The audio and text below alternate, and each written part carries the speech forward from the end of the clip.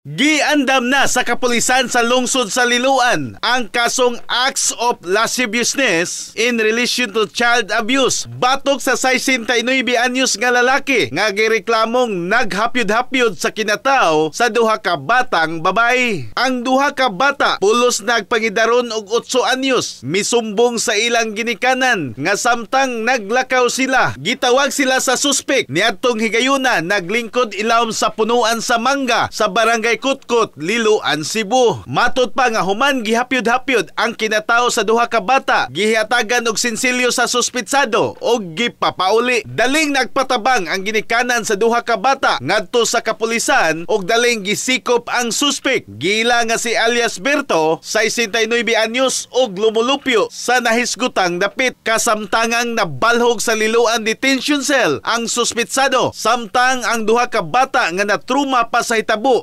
paubos sa medical examination o psychological evaluation. Samtang ang suspitsado mingon nga muhatag lang siya og pamahayag sa sunod nga higayon. In the heart of changing lives, ako si Brigada Alan Tangkawan sa 90.7 Brigada News FM Cebu, the Music and News Authority.